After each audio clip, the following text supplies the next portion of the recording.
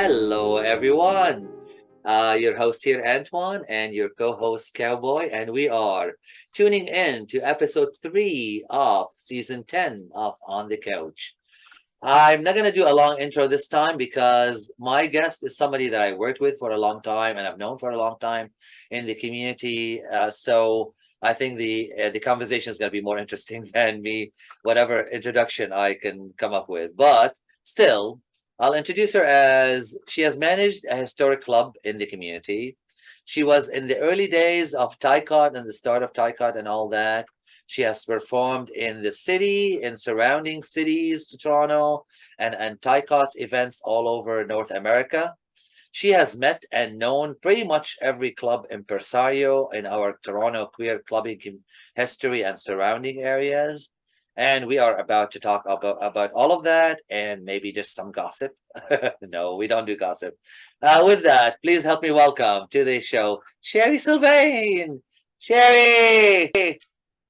Hello. Hello. Welcome to the show. Not that you're a stranger to the show, because if you recall, Sherry and I have hosted 2 episodes of On the Couch together.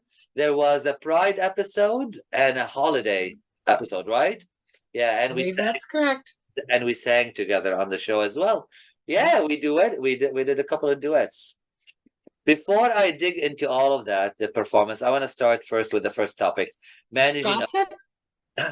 No gossip, no. I don't repeat gossip, so listen We closely the don't do first gossip. time. That was a joke. But let's talk about managing a bar in the community. That's a big deal. It's an exciting thing. What bar? Tell me. You in your own words. What was the playground? How long was the playground? Where was it in the history? I want to try to look at all of that because this is what we're doing this year: is leaving a record of all our history. So what do you remember of the time and what other clubs were around? Let's dish on all of that. Well, I was sober and didn't do drugs, so I remember pretty much everything. She actually one of the few people that remembers the dates. Well, and the interesting thing is, of course, the playground wasn't really a bar, it Okay. was an after hours club. The Okay. fact that we served a limited selection of liquor until all hours of the morning with an occasional visit from the police.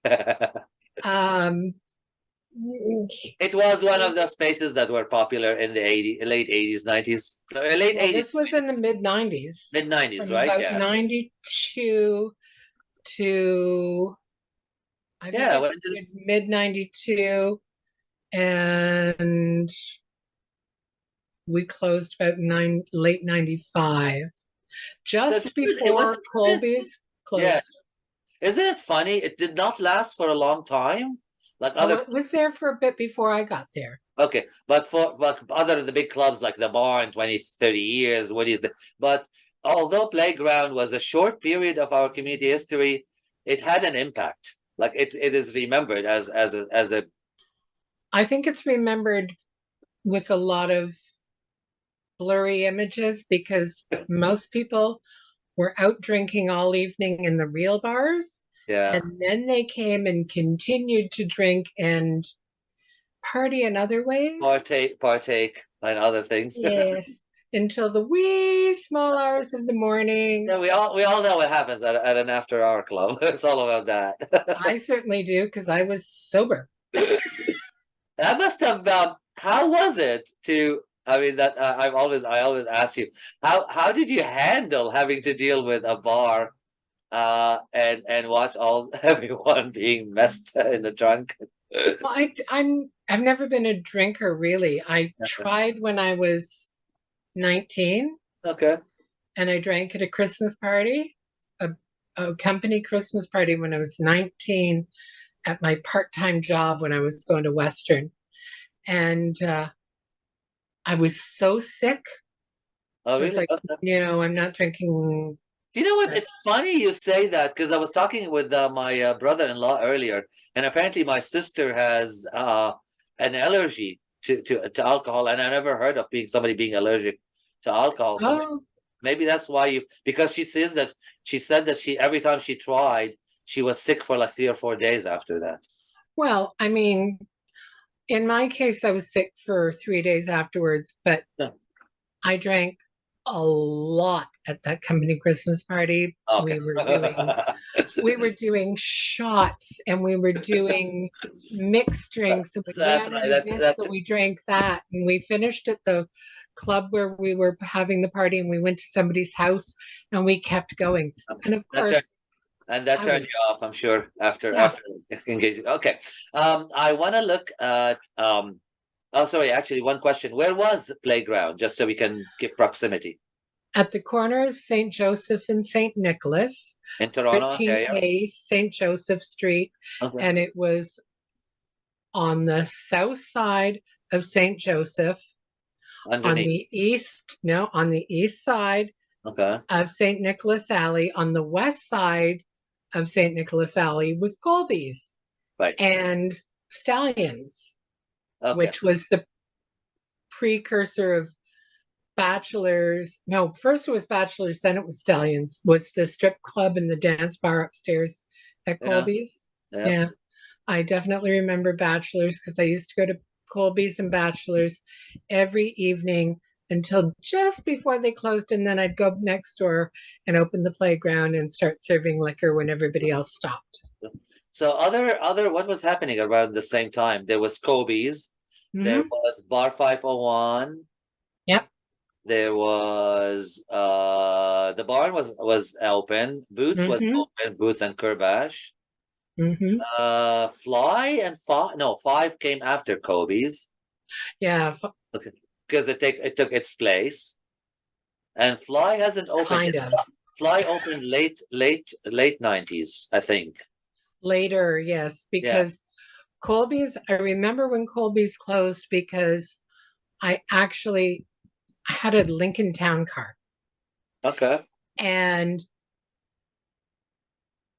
I had gone out and I was at Colby's and the staff said, "Well, we're moving tonight." And so I You talked to actually remember the Davina. night? How cool. Well, they By the were way, very, actually, just to give reference to somebody who's young and doesn't know, Kobe's in our community's clubbing history was like Club 54, would you say?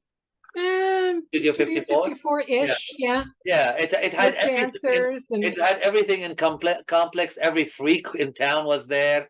The drag, the artsy type, the stripper boys yeah, exactly. Like you found everything in this 2, 3 floors, too.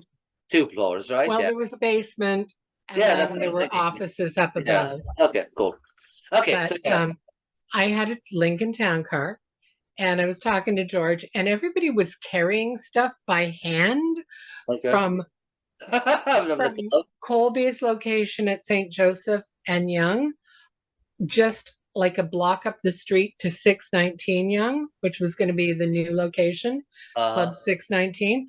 And so I let them load up my town car and I would drive loads of barware up to the new location, let them unload it, drive around the block because it was a one-way street, cool. and load up again, and back So we'd go. you helped in dismantling our best club in history. It was We certainly a good club. No, yeah, I had a lot of fun I there. love a lot of my favorite memories as Chloe's. And yes, I did go to a playground after because when I was in my 20s, me and my friends did not want to stop the party ever, kind of thing. And I mean, yes, I was stone cold sober. I had a lot of fun. It's fun, right? Yeah, yeah, I'm sure. I mean, I always figured I would take my party with me wherever I go, Okay, I like and that line. I didn't have to drink to have fun. As I love it. Thank you, and thank you for that message. You really don't. And if you look back at, I'm gonna close this section and go to a break. But if you look back at being a manager of the playground, do you consider it a really awesome thing of your all your career and everything history? I've had a very diverse You did, career and that's why history. I'm asking. Where does it fit in everything that you did as a highlight? It was definitely fun. It was definitely lucrative. Okay. Um, but my career history is so varied. How do you compare apples and oranges? What a great answer to finish the section with. Thank you. I think that's very philosophical, whatever. Everything has its reason in our life, kind of thing. And I wouldn't change anything about the trajectory of my life, because then I wouldn't know a lot of my really good friends. Awesome. Thank you. Thank you. Beautiful, Sherry. Everyone, we're going to take a little break and we're going to come back for this very exciting conversation, looking at a lot of our history. All right. And we'll be right back.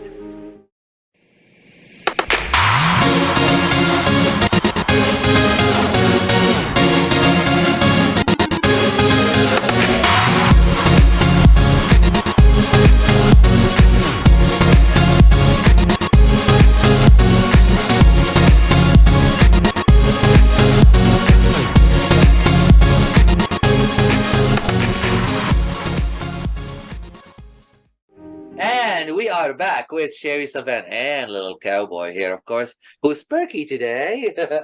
Hi, Cowboy. And we're chatting about a lot.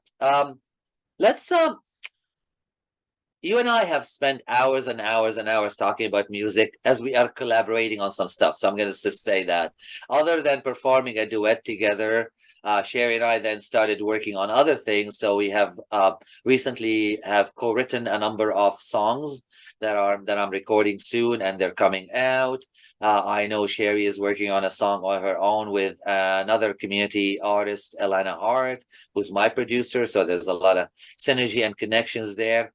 And I know how much you love talking about music. So I want to talk about music. How did you come to performing? I know you studied. I believe you studied. Oh, yes. Okay. So tell me your history performing. Maybe how did you get your first entry into the community performing in a community stage? What do you remember of that? Well, what's your education? I had trained in music for years. I trained in theater. Okay. I went to high school in Stratford and studied at Stratford Festival, and then at Blythe Festival. But when I was at the playground one night and we had our show, okay, and the microphone worked, but the sound system, something went wonky. Okay. And the audio wasn't playing, like the record wasn't audible into the... Oh my God, please tell me that you just stood up and sang, if that's where the story is going. Kinda. Nice. Many people who watch this might remember Big Ian. He used to be a doorman at a lot of clubs. He was a lovely fellow, a large man. Okay. With the most beautiful bass baritone voice. And there was another after hours club, a very small little club across from Bar One and whatever that was called beside it, that I can't think of at the moment. Anyway, it's called Fabulous Nobodies. Okay. Oh, yeah. Okay. And we used to call it Fabulous Nose Buddies because people partook of many things there. And sometimes we'd close and they might still be open. So one night I went over there and they were still open. And Carrie Chestnut, who is a dear friend, community performer, and a fabulously gifted musician, started doing the song Summertime by Gershwin with the lovely Ian, the doorman, Big Ian. So when the sound system went out at the playground, but the microphone still worked, I ran up from behind the bar and Ian was standing near the stage and I said, okay, I need your help. Ian, I'm going to start singing Summertime and you're just going to harmonize because I know you come in nice and low. Okay. And we just did Summertime. Well, our DJ Kenny, also known as Turtle, fixed the sound system. And by the time we were done singing Summertime, he had the sound system fixed. Okay, that's a good story. And that was your first time performing? Amanda Roberts and her troupe went back on stage and finished their show. And that was your first ever live performance? In the community. Really cool. Awesome. Okay. And then you started performing all over and... Well, then I started, because at that point I was still a boy. Okay, I would like to leave that section to the end to talk if you're comfortable about transitioning, but okay. Also, really, you performed first before transitioning. Yeah, as a Okay. boy, ran out from behind the bar, sang with Ian. Okay. Then I was doing drag and I was doing lip sync. Okay. And then, 21. So you actually, I did not know, sorry to interrupt you, but I did not know you lip synced as well. I thought you always sang live. So when I you do, was terrible at lip sync. It's an art in unto yeah, itself. because I can't see you really loving lip syncing at all. Well, I liked it. I enjoy watching people do it who are good at it. Okay. I was not good at it. Yeah. Um, so in reign 16 of the Imperial Court of Toronto, for the birthday of our then Emperor Nelson Geronimo, Okay. I went on and sang a couple of songs live for his birthday show at Trax. Yeah. Trax is another big club actually of the time. Yeah. It was a fun bar, Yeah. Yeah. and it went well, and I just started doing live because I knew I could sing. I'd been singing since I was 5 years old. Well, probably earlier because my mother had taught me to sing when I was a little Oh, kid cool. driving in the car. And that's where I think a big part of my love of blues and jazz comes from, Okay. is my From your mother mom. teaching me Cool. songs from her youth. Okay. I would like to look at good queer voices. Who is on the scene other than me? Who you have high regards for, and they don't have to only be local. And Angie, a follow-up question to that: what makes a good voice, in your opinion? I guess. Okay, so as singers, Yeah, Ori Dagan rocks. lovely. If you don't know who he is, look him up. Look it He's up. got stuff out there. He's got a billboard at Billy Bishop Airport. Yeah. He's doing well. He's a jazz singer in our community. We both love Aaron D'Souza as well. I'm gonna give him a shout I out. was just going to say, Aaron D'Souza, Who's been on our show? yeah, who is on the spectrum. Yeah, And as a result, perhaps he has perfect pitch. he does. I love to work with him because he makes me work harder. Cool, cool. He Actually, makes me, that's a great way to put it. yeah, I know you're a fan of always try to work with people who are better than you are because it'll they make you can bring better. you back. Yeah, absolutely. Yeah. And this is why I like working with Sherry, because she always pushes me to not be complacent, kind of thing. I'll kick you in the butt. Yeah. How about I know you're a fan of Carrie Chestnut. Yes, Okay. Who else? she's fabulous. Somebody a little newer Yeah. who is absolutely phenomenally talented. And a year ago in September, I know you love her. maybe it was late August, I was at a benefit show for the Imperial Court, and it was being run by Barbie Joe, who also sings. But she had brought on this selection of people who I'd never seen before. And one of them went up on stage, and you could tell she was a very new drag queen. Okay. And I'm sitting there and I'm watching and I'm listening. And suddenly my jaw drops and I'm thinking, either her lip sync is absolutely Fabulous. flawless or she is live and she's exceptional. Her name is Mira Fantasy. And after that show, I said to her, would you ever consider doing a duet with me? And she was thrilled. I was so happy that she was thrilled. So in September, we did a benefit for the Imperial Court of Toronto for Empress 20 Nikki LeBlanc's birthday. And it was a Michelle Ross tribute show. And you performed together? And Mira and I did a duet. Nice.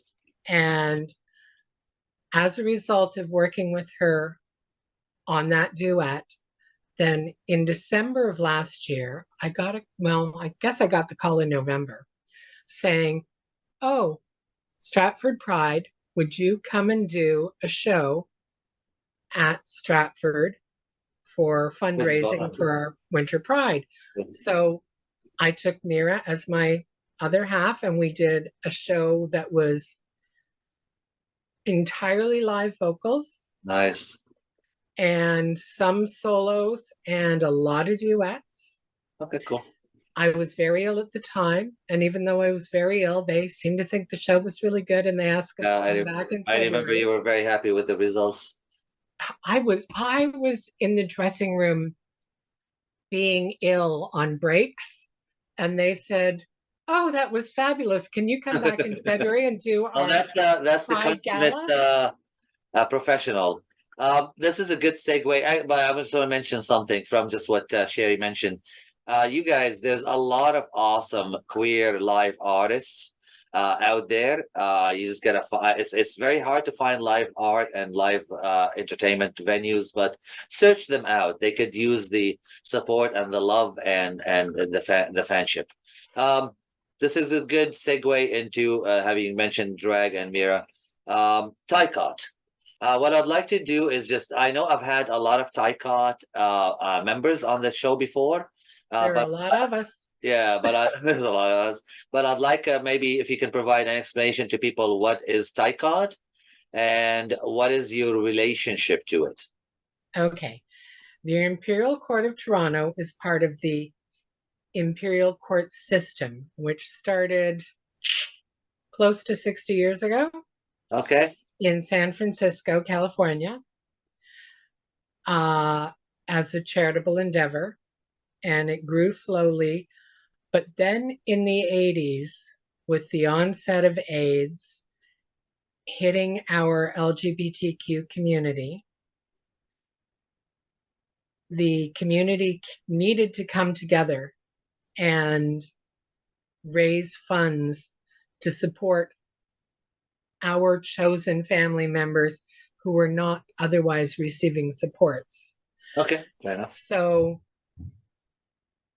it grew and it grew across North America. We have the Imperial Court of Toronto. There's an Imperial Court in Hamilton. The Imperial Court is a system fully, but every other Imperial Court is underneath it, like a chapter? Well, they're all chapters. There is a head. Okay. But every court gets to choose the leaders for its year, emperor, empress, emprex. Okay. To guide their fundraising for the year. So okay. The Imperial Court of Toronto, for instance, will choose different charities like Toronto PWA food programs. Okay. And Rainbow Railroad. Okay, so a different charity every year. What is your have you ever had titles? Yes. You have? What are your titles? I actually had a title that didn't really technically exist, but it was given to me anyway. Okay. In reign 18, okay, the Empress was Madam, and she made me her in-town half Empress, which is a title that doesn't actually exist. I was going to say, I've never heard that. But that's what she made me. Okay. And then in reign 19, I was one of 3 joint Imperial Crown Princesses to reign 19. Oh. And then just a few years ago, I was the Queen Mum. 20. Oh, wow. 14, 15. Okay. You had quite titles. Okay. And I've had other titles, and I've had titles from other. And you perform for the court, and I know you attend all the games and all those sorts. And I've had titles from other courts, like across North America. Yeah. Okay. I was the out-of-town half Empress of Kentucky. And okay. I was the Canadian half Empress of Chicago, which is really weird because in order to be a half Empress, like the Canadian half Empress of a U.S. court, you're supposed to be an Empress. I was not. I was an Imperial Crown Princess or a past Imperial Crown Princess, but Kentucky and Chicago made I me guess their they love you. They empresses. love you. Cool. Well, they saw something they liked. I don't know. I want to touch before we close this segment. I just want to touch a little bit about if you're comfortable. Mm. I think it's a good topic. Would you describe your would you be comfortable describing your journey with transitioning the decision and all that? I can't say that it was a decision so much as a revelation. Okay. I was doing drag and I realized I was far more comfortable and happier in drag than I was as a boy. And Okay. even as a boy, I was not a very boyish boy. I had never been. And interestingly, and when you look back on your life, if you are trans, sometimes you will see little signposts in your history that maybe you didn't notice at the time. But when I was 4, I was making skirts out of anything I could lay my hands on. When I was 6, I got beat up by the boys because I told them I was supposed to be a girl in school. And I mean, I used to go out every Halloween from the time I was little tiny, As a female. wanting to be a princess or a girl or something with like a flowy cape. I wanted flowy, pretty stuff. They knew along the And way. yeah, I just, We do. We do know along the way, of course. yeah. And I just kind of realized that I was happier in drag than I was as a boy. And so I may as well take drag kind of to the next level. It's like I'm a drag queen who didn't just stop at the basics. Just Are you kept going. involved in trans activism in the community or anything? I have done a number of things with Trans Day of Remembrance, I was going Trans to Day of say, I think you Visibility, did. flag Yeah. raisings, Okay. sung anthems, done shows. Cool. Cool. Well, thank you. Thank you for sharing that. We are going to take a little break, and we will be back with Sherry Sylvain. Don't go anywhere. And you showed me what life needs to be. You sang to me how you sang to me. All the while you were in front of me, I never realized. I just can't believe I didn't see it in your eyes. I didn't see it.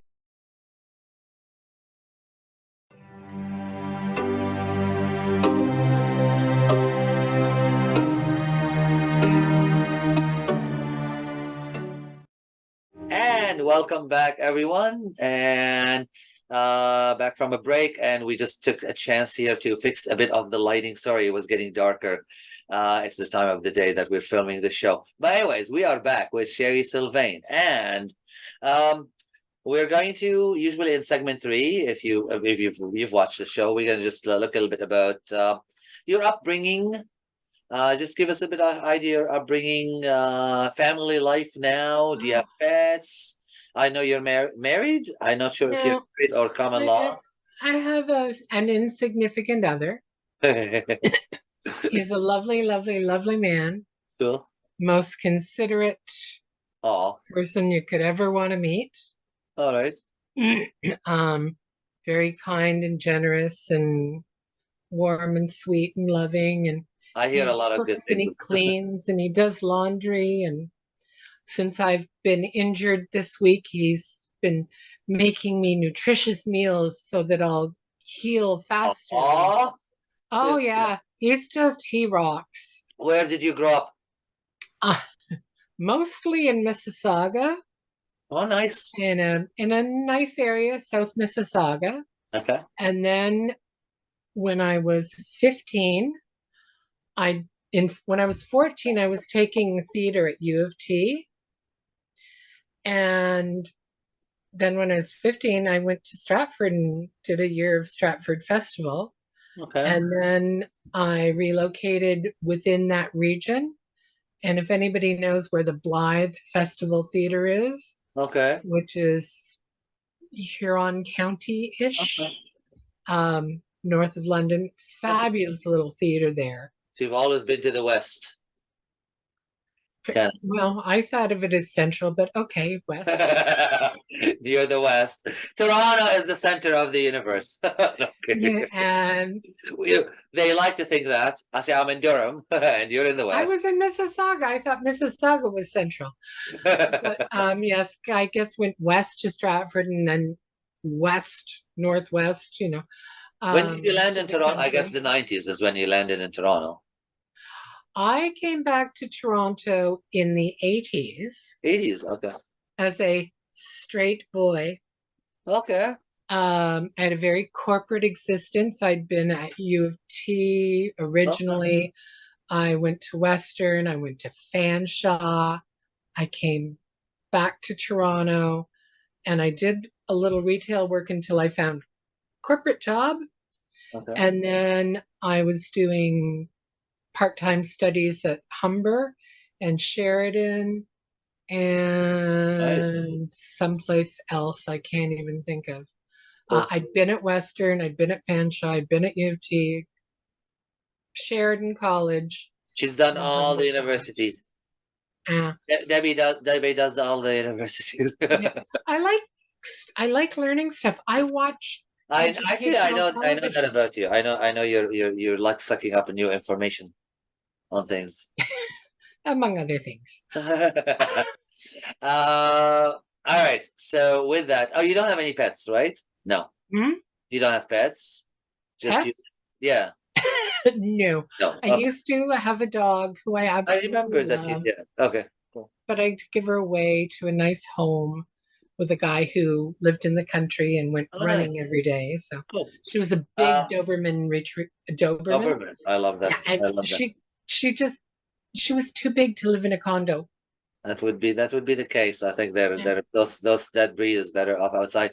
You know how we finish our show with fast questions, the quick fire questions. So whatever I Oh, ask, dear. just whatever comes to mind. So let's get going.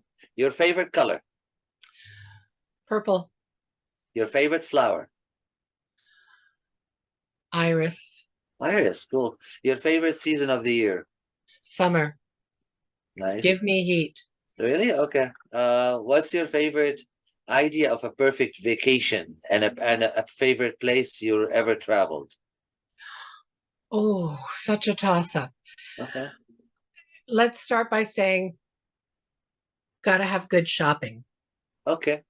That's a favorite. So, New York, LA, Miami have all been central shoppings, yeah.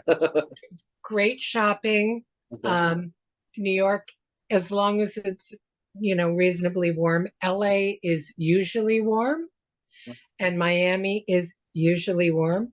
Uh-huh. And that's it. Although I have to say that Rhode Island, with the tour of the mansions in Newport, kind of rocks. All beautiful spots. Have you watched any TV shows or movies recently that you would recommend? Oh, Oh, so many Netflix things. yeah. Give me a name. God, there's so many. The Recruit. Okay, I like that show. Cool. Your favorite cuisine? Yeah, food cuisine. Well, let's start with it. It has to be gluten-free and allergen-free because I know can't you have a lot of eat restrictions. anything. I was going to say that leaves you with little options. But my lovely insignificant other spent a couple of days feeding me homemade Italian wedding soup and homemade roasted red pepper and Ooh, tomato soup. nice. You like that? And, oh, Okay. well, nice. he does it so well. Okay. Okay. I like those actually two of my favorite. Do you cook yourself? Yes. Not really. Okay. So the next question was, what's the best dish that you make that no one should miss? But I guess I make a good risotto. Okay, so don't miss the risotto at Sherry's home. There you go. What's one food you've tried and would never eat again? Oh God, such a list. Any fish, except Really? Okay. except jumbo diver scallops. I love Okay. those. All right. But So yeah, I'm a seafood guy. What's the ideal way you like to spend a wide open weekend? You have nothing to do. What would you do? sprawled on the bed in front of the TV or doing music, Okay, that's a great way to spend the day. learning new songs. Nice. If you could have dinner with anybody in the world from across history, who would it be and why? Just a common question. Ooh, I wish you'd given me heads up on some of these. Okay, Um, improvise and watch the time. I would like to have dinner with General Oglethorpe, who Good God, why? settled, huh? Why? He settled Savannah, Georgia. Okay, And that's a very interesting answer. I never heard that. I mean, slavery was prevalent then, and I'd like to hear how somebody at that point could rationalize that horrific practice.